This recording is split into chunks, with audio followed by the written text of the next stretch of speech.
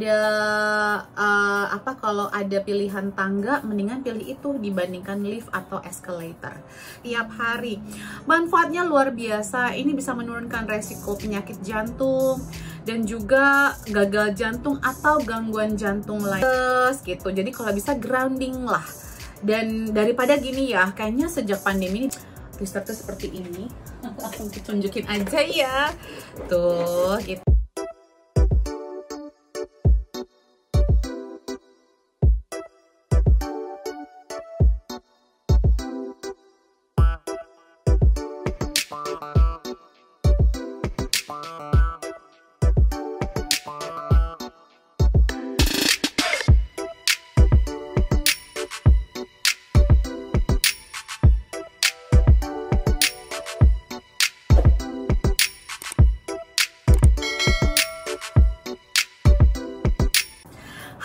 Kembali lagi bersama saya Debbie Jamuri, your favorite naturopathic practitioner.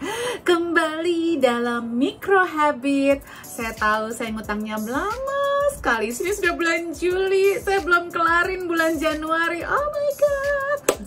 Nggak apa-apa, better late than never. Karena tahun lalu saya kejar-kejaran bikin micro habit every single day. Dan teman-teman, for your information, itu nggak direncanakan, spontanitas banget. Jadi teman-teman mudah-mudahan yang sudah merasakan manfaatnya menyebarkan video-video ini. Jadi saya bikin dalam video podcast ini. Kalau mau yang dalam versi animasi, video audio visual juga ada di Root of Life TV. Silahkan ditengok. Jadi mudah-mudahan ini saya bikin spontanitas tahun lalu. Jadi sepanjang tahun 365 hari. Jadi saya breakdown bit by bit cara saya menerapkan ilmu naturopati dalam kehidupan saya dan keluarga. Semoga teman-teman yang belum kesempatan untuk ikutan webinar atau konsultasi pribadi dengan saya, yang mau belajar naturopati gimana sih, apa sih segala macam, stay tune, lihat video-video micro habit ini, dan saya akan usahakan untuk meluangkan waktu lebih banyak supaya kekejar nih sampai bulan Juli. Ini baru akhir bulan Januari. Oke, jangan lupa di like, di subscribe tentunya, dukung akun saya ini dan akun Root of Life TV agar kita bisa terus membuat video-video yang bermanfaat buat teman-teman, agar kita semua lebih sehat secara alami ala naturopati.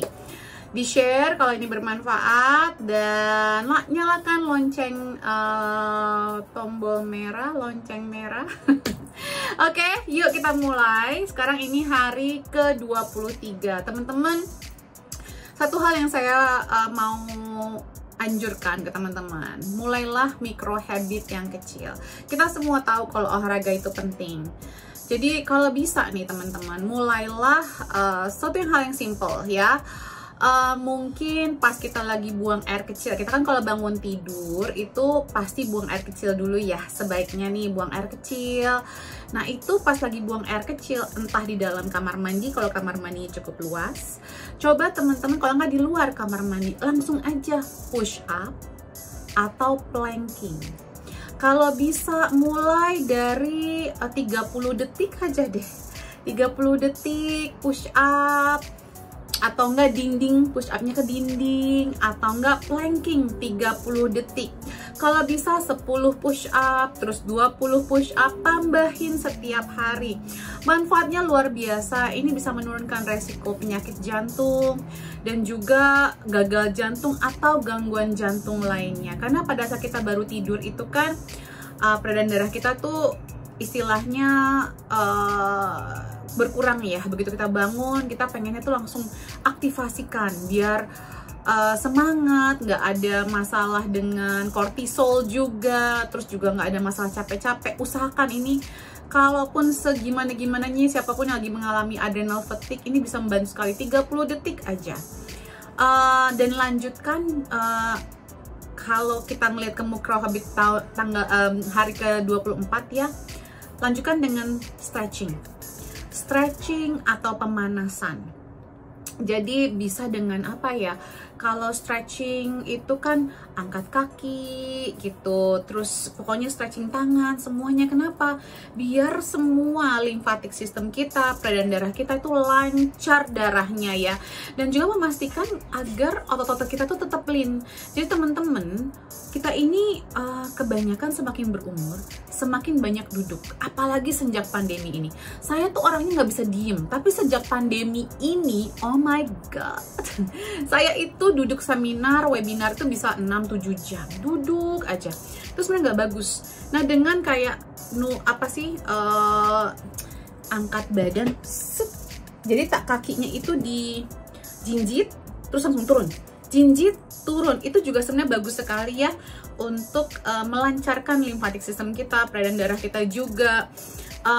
Jadi kalau bisa sih banyakin jalan, banyakin gerak gitu. Kita harus selain vitamin D, coba pastikan kita tuh stretching supaya otot-otot itu tetap digunakan ya teman-teman. Jadi kebanyakan tuh orang itu menua karena tidak digunakan.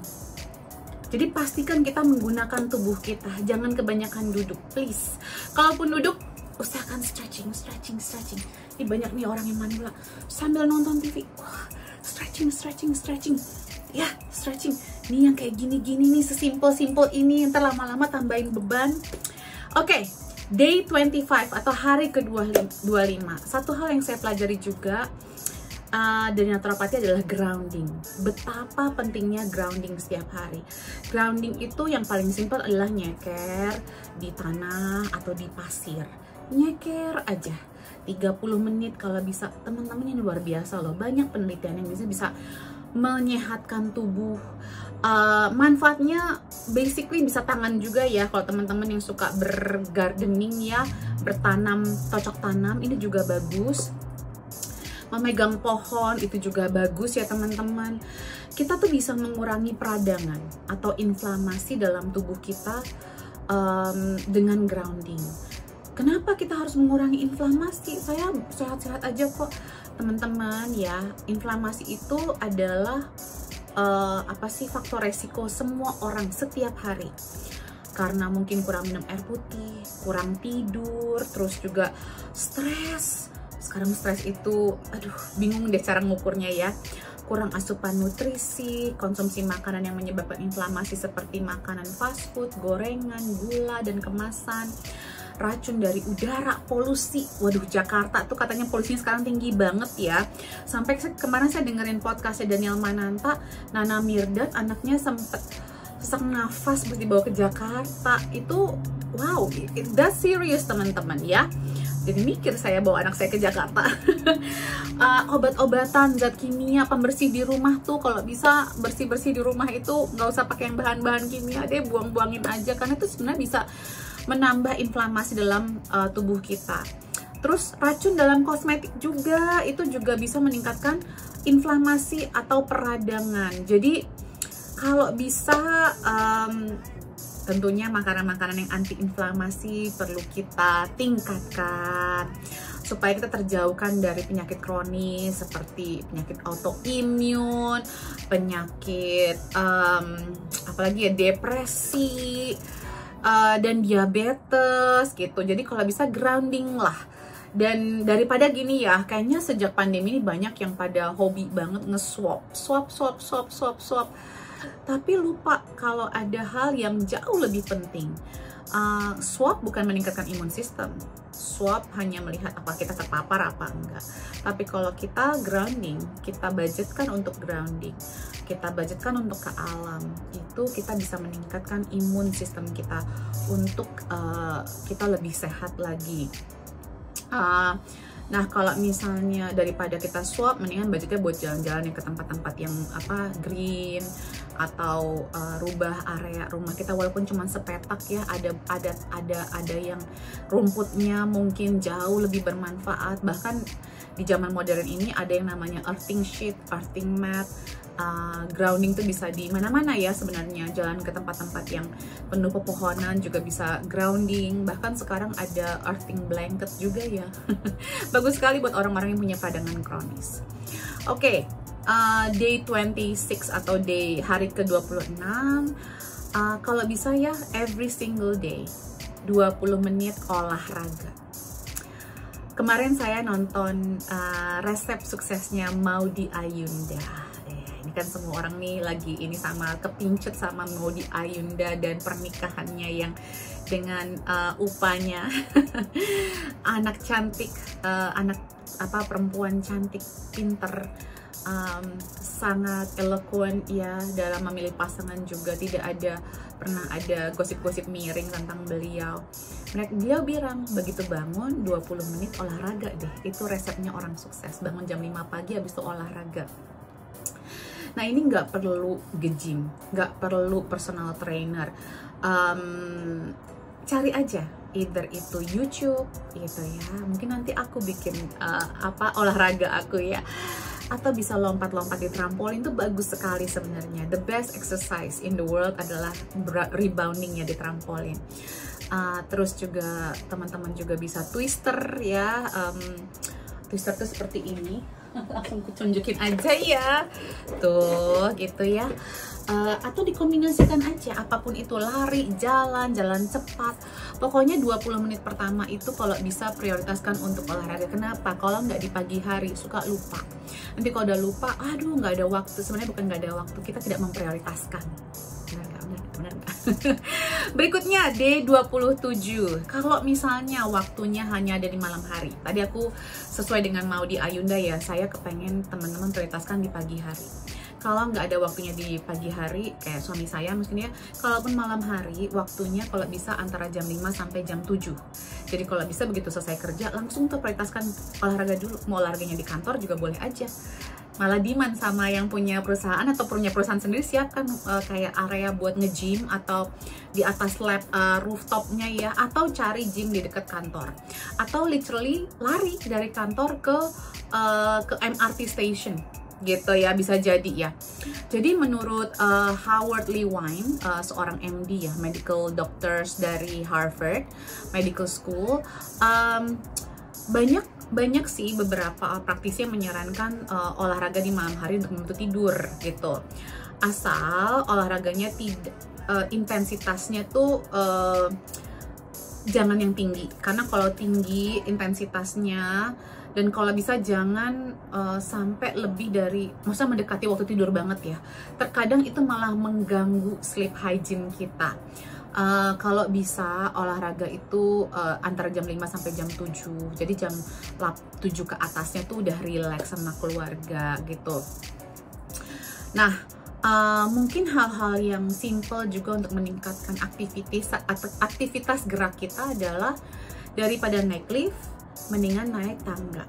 Itu simple loh. Kalau di saya dan suami ya begitu, daripada naik lift kita naik tangga, daripada eskalator nyari tangga yang biasa aja. Padahal sekarang gini, aku kadang-kadang ini buat mengingatkan juga ya, di Indonesia banyak banget di mall-mall itu kesadaran masyarakat tentang lift ini masih sangat minimal. Lift itu diciptakan buat orang-orang yang kurang mampu secara fisik, buat orang ibu hamil, orang tua yang punya anak kecil, atau juga penyandang disabilitas. Dahulukanlah penyandang disabilitas, ibu hamil, dan orang yang punya anak kecil yang harus digendong, dibandingkan kita yang able-bodied atau yang sehat secara fisik. Kita yang secara fisik gerak kalau mau sehat. Jadi kalau ada pilihan nih tips saya buat hari ke-28 ya. Kalau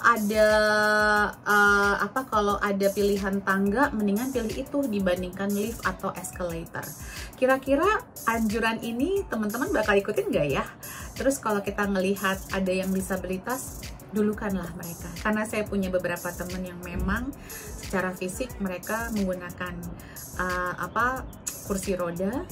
Dan ini sangat menyedihkan ya, beliau sampai detik ini masih struggling, dan ini di mall-mall besar.